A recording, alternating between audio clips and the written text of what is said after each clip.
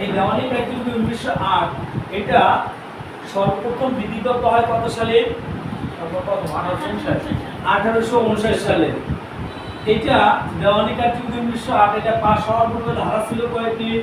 653টি।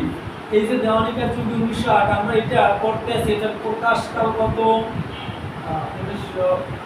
21 March 1908। কার্যকর হয় 1 জানুয়ারি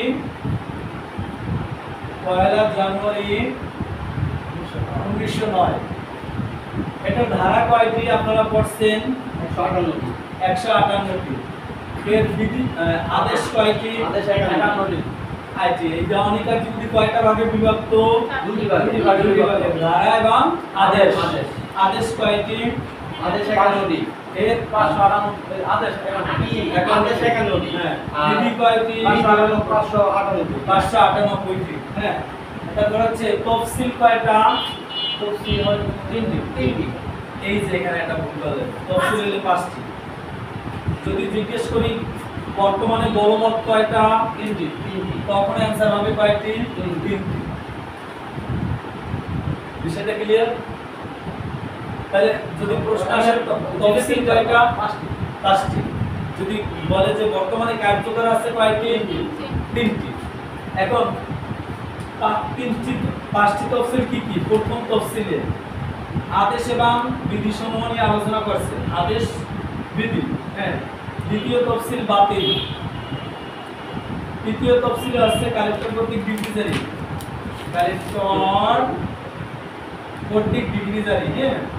চতুর্থ তফসিলে সংশোধিত আইনসমূহ।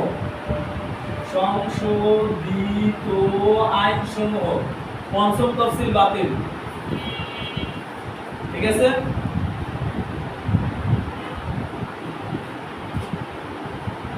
দেখা হইলে বলবেন, সাউন্ড দিবেন আমাকে একটু। পঞ্চম তফসিল কি? আইনের ধরনটা কি? এই দেওয়ানি কার্যবিধি 1908 আইনের ধরন দুটি। হ্যাঁ, পদ্ধতিগত। এখানে কি শুধুমাত্রই পদ্ধতিগত আইন আছে?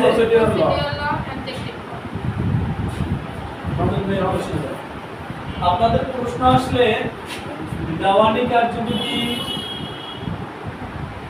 এটা কি 1 নম্বর অপশন পদ্ধতিগত আইন, 2 নম্বর হচ্ছে পদ্ধতিগত আর মূল আইনের সংমিশ্রণ, পদ্ধতিগত ও মূল আইনের সংমিশ্রণ,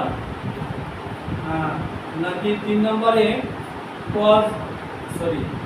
দিয়ে দিল বা মূল আইন শুধু, 4 নম্বরে দিয়ে দিল আবার অ্যাডজেক্টিভ ল, যেটা দিয়ে দিল। এখন কোনটা হবে এটার ভিতরে অ্যানসার? পদ্ধতি ও মূল আইনের সংমিশ্রণ।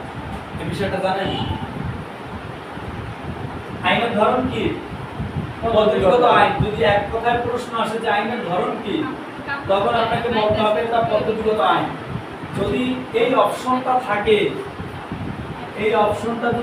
তখন আপনাকে এই অপশনটাই দাগ দিতে হবে। কথা বলছি দেওয়ানি কার্যবিধি আইনের ধরন কি? পদ্ধতিগত ও মূল আইন। না, সরাসরি জিজ্ঞেস করে পদ্ধতিগত। হ্যাঁ, সেটি আপনাকে বলে যে অপশন বলা যায় যে পদ্ধতিগত না পদ্ধতিগত মূল আইনের সংমিশ্রণ নাকি মূল আইন না অ্যাডজেক্টিভ ল, তখন আপনি কি বলবেন? পদ্ধতিগত মূল আইনের সংমিশ্রণ। তখন বেস্ট একটা কথা বলবেন, বেস্ট মানে সবচেয়ে ভালো, যে ভালো অ্যানসার হয়েছে এইটা। যদি এই অপশনটা থাকে তখন এইটার আর কোনো খাওন নাই। এক ডালাইছে কি জানি বলে না, এক ডালাইছে। হ্যাঁ, তাই বলি যাবো না যে যখন এই অপশনটা থাকবে তখন এই অপশনটার কোনো কি মূল্য নাই। ঠিক আছে, বুঝছেন তো এটা? এখন প্রশ্ন হচ্ছে এক্সাম্পল স্বরূপ বলেন তো আরাফত ভাই, পদ্ধতিগত আইন তো আমরা বুঝলাম যে সারা দেশের এক বিধি মোতাবেক আমরা আর্জি লিখে শেরেস্তাদের কাছে দেব, এরপর আবার ওই আর্জি সমান সংখ্যক অনুলিপি দেব, এগুলো আমরা করবো। কিন্তু মূল আইনটা কি আছে এটার ভিতরে? একটা ধারা বলতে পারেন কেউ? মূল আইন কাকে বলে সেটা আপনাকে বুঝতে হবে। মূল আইনটা কাকে বলে আর পদ্ধতিগত আইনটা কাকে বলে? মূল আইনটা কি কি 7টা সাবজেক্টের ভিতরে?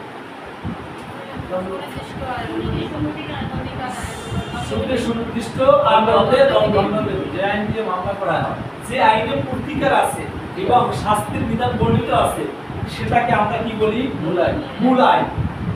কিন্তু এখানে আপনারা বললেন মূল ও পদ্ধতিগত মূল আইনের সংমিশ্রণ, এত বাইরে কেউ করে না, ঠিক আছে? সংমিশ্রণটা কিভাবে হলো? মূল আইনটা কোনটা তাই? আপনি বইগুলো দেখেন 74 ধারায় কি আছে? ডিগ্রিজারিকে বাধা দিলে 30 দিন দেওয়ানি কয়দা আটক। সেখানে শাস্তির বিধান বলছে, তাহলে ওই ধারাটা কি? মূল আইন। মূল আইন। তারপর 26 ধারাটাও মূল আইন, 27 ধারাটাও কি মূল আইন? মূল আইন। কিন্তু 5 আদেশে আবার পদ্ধতি, আর 4 আদেশ কি? এগুলো হলো কি? পদ্ধতি।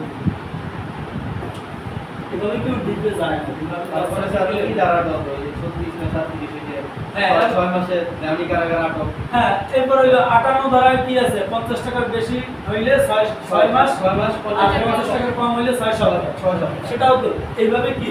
এগুলোই কি? মূল আইন। আর এই মূল আইনটাকে যেটা বাস্তবায়ন করে মূল আইন যার মাধ্যমে, সেটাকে বলা হয় অবজেক্টিভ ল বা পদ্ধতিগত আইন। দেখেন তো এই বিষয়টা ক্লিয়ার করতে পারছি কিনা? ঠিক আছে। এরপরে এটা 1908 সালে কয় নং আইন? 5 নং আইন। 5 নম্বর। 5 নং আইন। এটা সর্বশেষ সংশোধন হয় কত সালে? 2017 সালে 25শে জানুয়ারি। এই পর্যন্ত আমরা লেখেন।